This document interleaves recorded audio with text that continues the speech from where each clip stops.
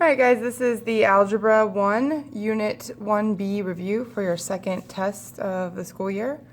I'm going to go pretty fast, so if you need to pause or rewind, then do that at any time.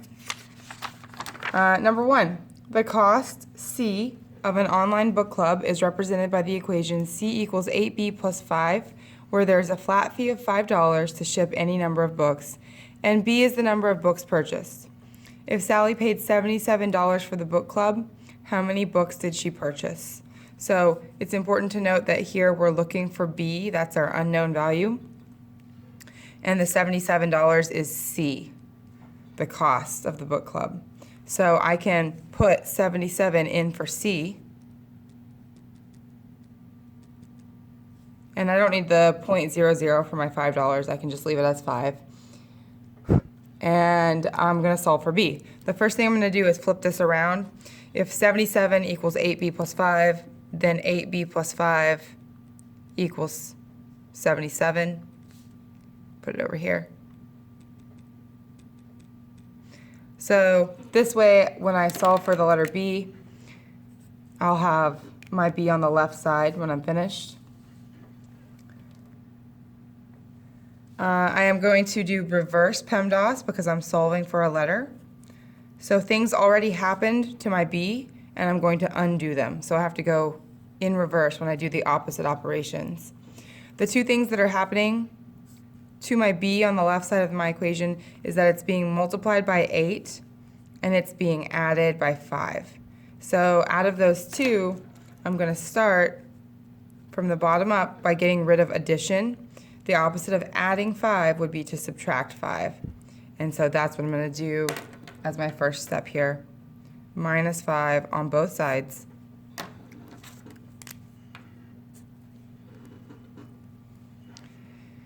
So here we have 8B equals 77 minus 5 is 72. And so I've taken care of my addition. Next, I need to get rid of the multiplication of 8, and you can see that's the only thing left with my B. You can circle it again. And so the opposite of multiplying by 8 would be to divide by 8. So I'm going to divide both sides by 8. Please use your calculator if you're not sure of something. Always use your calculator. So we have 72 divided by 8. And we get 9. The 8's here canceled out, so we have 1B equals 9, or B equals 9. So I'm going to put that in my answer box over here. Zoom back out. Number 2, John bought a shirt that was $75. It was on sale for 15%. 15% off, this should say. The sales tax in the city he lives is 6%. How much did the shirt cost, including tax? So whenever you're buying something, tax is always at the very, very end. So we have to do the 10% or the 15% off first. So we need to find 15% of the $75 shirt. 15% is the same as 15 out of 100. Of means multiply 75. And I can type this in my calculator. 15 out of 100. Push enter. So there's my 15%, 0.15, and then I'm going to multiply that by 75, and I get $11.25. Now, this is not how much he's going to pay for the shirt. This is his discount. That's the sale. So whenever you have a discount, you're actually subtracting. So I'm going to have my $75 that was originally minus my discount.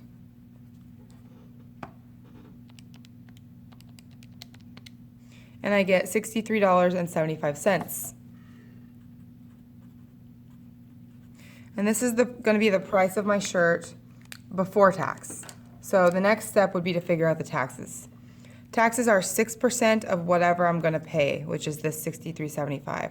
So I need to find 6% of $63.75. Same steps here. To take the percent sign off of my 6, I divide it by 100. Of means multiply, and so I can put this in my calculator.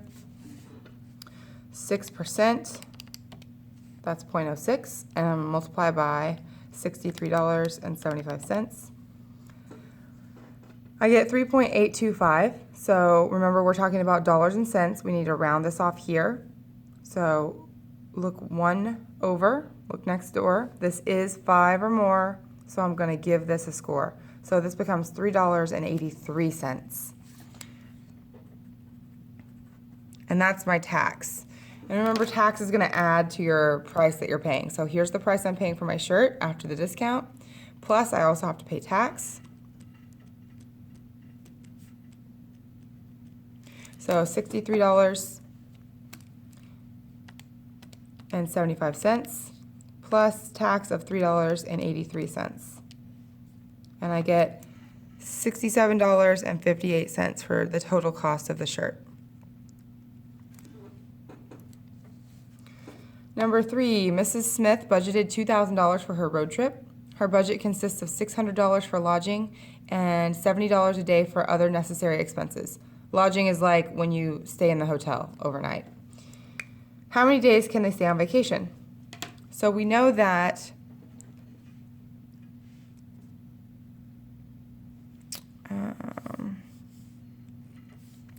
we're going to spend $600 total on the lodging. And that means I'm going to add, we're also going to spend $70 each day, and this is what we're looking for, how many days. So that's my variable. So it's $70 for each day, and that means I'm going to multiply $70 times the number of days.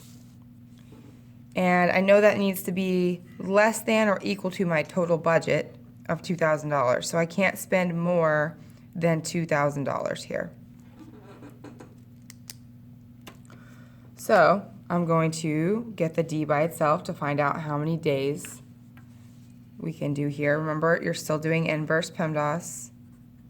The two things that are happening to the D is being multiplied by 70, and it's being added with 600. So we're going to get rid of the 600 first because we have to go up from the bottom.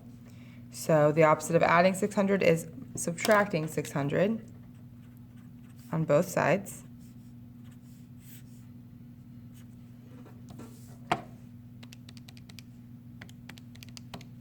So we get 70D. I'm bringing that down.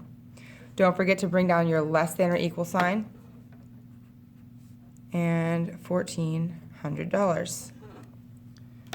Now I'm finished with the 600. I got rid of that. The opposite of multiplying by 70. The 70 is multiplying with my D. So I need to divide by 70 to get rid of that on both sides. 70 divided by 70 is 1, so I get 1D, or 1 day, is less than or equal to, I'm going to leave that symbol the same because I didn't divide by a negative number, so it stays the same. And then 1,400 divided by 70 is going to give me 20 days. So less than or equal to 20 days. So it could be 20 days, 19 days, 18 days, anything 20 or below.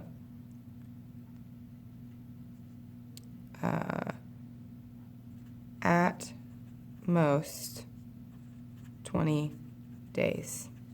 Or really, this is the mathematical way to write that. Number 4, 10 increased by 2 times the number is -4. What is the number? So 10 increased by 2 times the number would be x. Is means equals -4. So we're going to set up our equation and solve for x. I'm going to minus 10 on both sides. I get 2x equals -14. Be careful with your signs here. Use your calculator. And then I'm going to divide both sides by 2. And I get x is -7. So the number here is -7.